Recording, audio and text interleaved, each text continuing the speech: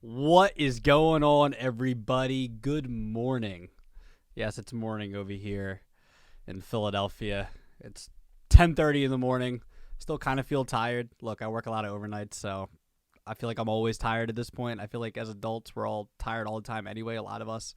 At least that's how I felt. Anyway, so welcome back to The Shift, because that's what we're here to talk about. This is The Shift. This is the baseball YouTube channel. So happy to have you all in here. Man, I know it took forever. Finally back with part 2 of the Justin Verlander little series here, whatever you want to call it. Look, I mentioned in the first video, you can go back and watch the first video. Basically, I prefaced it with, look, Justin Verlander, I felt like his return wasn't being talked about enough.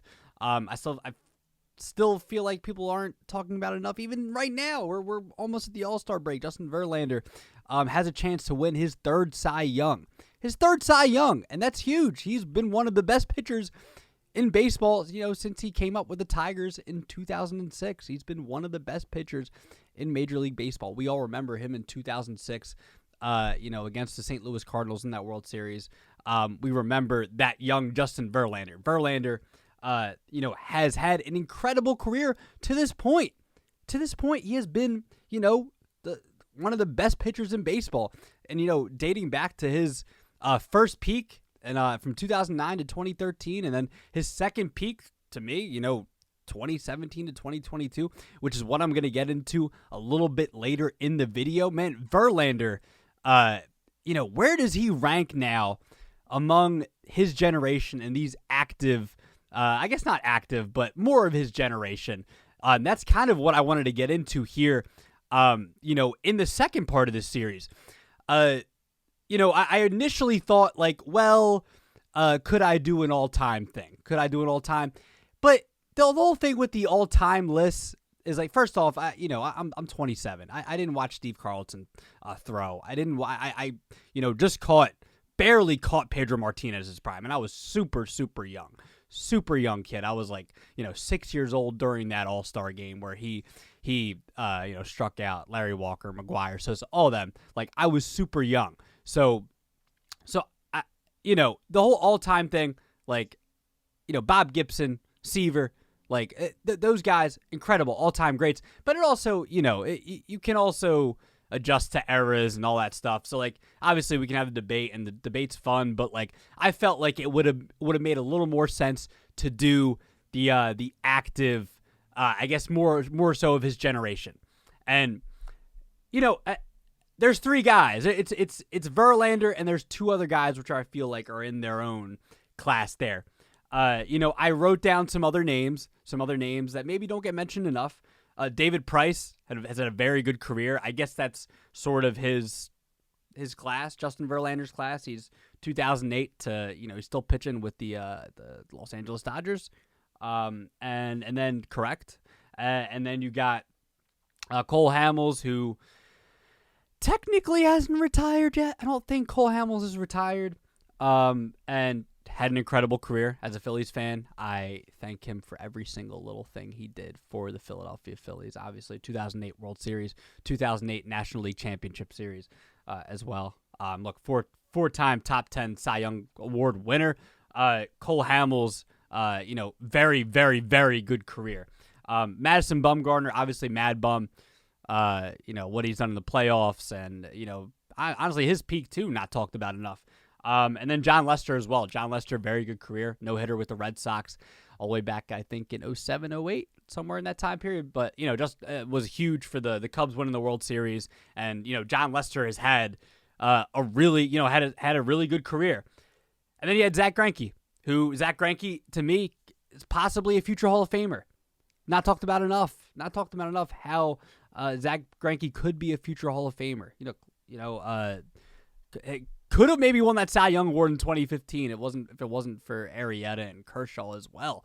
That Cy Young Award race was incredible. I just watched the video from, shout to Jolly Olive. He did a video within the last couple of years on that race. Greinke, any other year, hands down winner. Unbelievable season. Greinke, Hall of Famer. But to me, those guys are on that tier that kind of second tier, and then it's Verlander, Max Scherzer, and Clayton Kershaw. And you guys probably saw those names coming.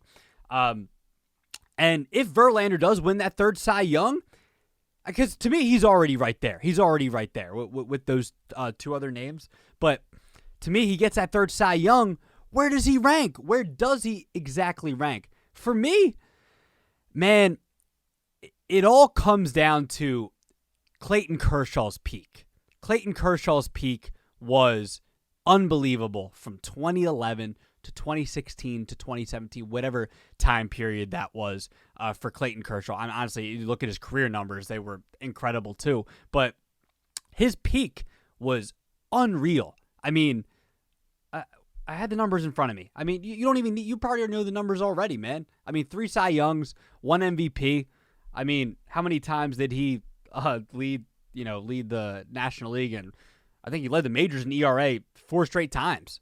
I mean, Kershaw's peak is right there with, like, maybe it's not as good, but it's somewhat in that conversation of Pedro Martinez's peak, Randy Johnson's peak, like guys like that. That's where those are the names that peak comes up in, to where Kershaw's peak was, can be mentioned in those realms.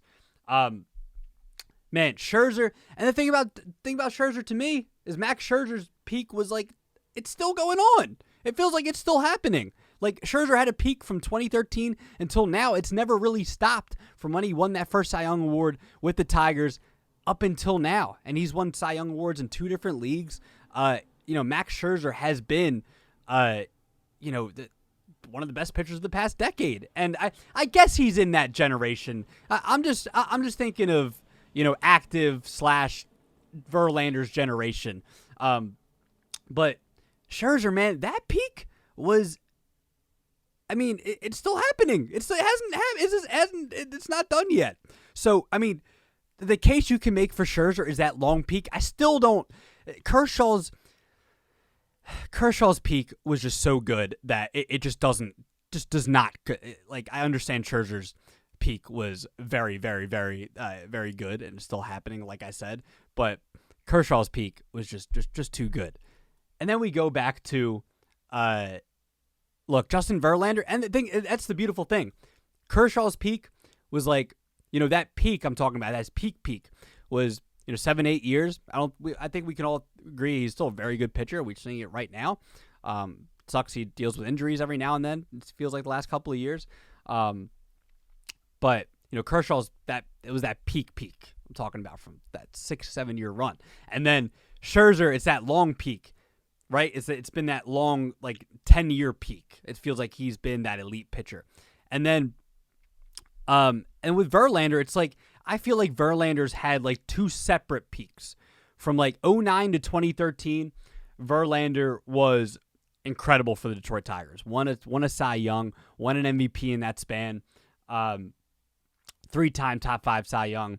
And then, like, the last 5 years, 2017 to 2022, I guess we're not counting, 20 and 21 because obviously, 20 was a shortened season and 21 he missed all that season. He really missed all of 2020 and 2021 because of Tommy John. But he's come back in 2022 and it looks like he can be, if it wasn't for Shane McClanahan, he's the front runner for the Cy Young.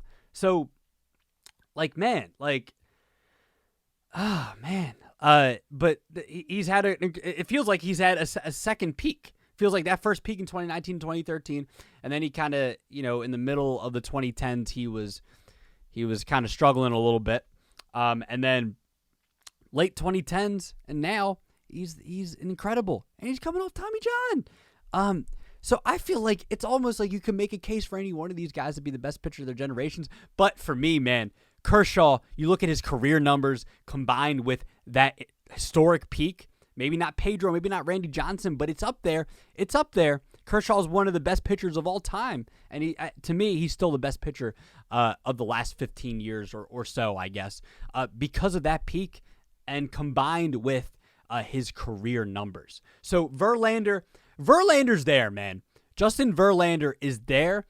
Let me know what you think. What do you think if he wins his third Cy Young? Where does that rank him among Scherzer, Kershaw, Even Zach Greinke. Greinke doesn't get talked about enough. I mean, Greinke could have 2 Cy Young awards. Who knows? And to me, he's possibly a future Hall of Famer. So let me know what you think. Where does he rank among some of these names that I mentioned? Was there any names that I didn't mention that should be mentioned among these pitchers from this generation, so to speak? So let me know. I would love to know your thoughts. Let me know on Twitter at Rojas_media_. Let me know there. And I will. I'll see you guys next time. Obviously, this is the second part to this.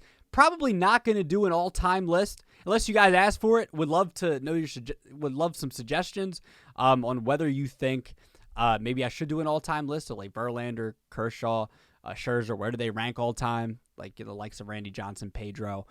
Any pitchers from the past. I love to go back and do the research. So, let me know. Let me know in the comments. Make sure you subscribe, and see you guys next time.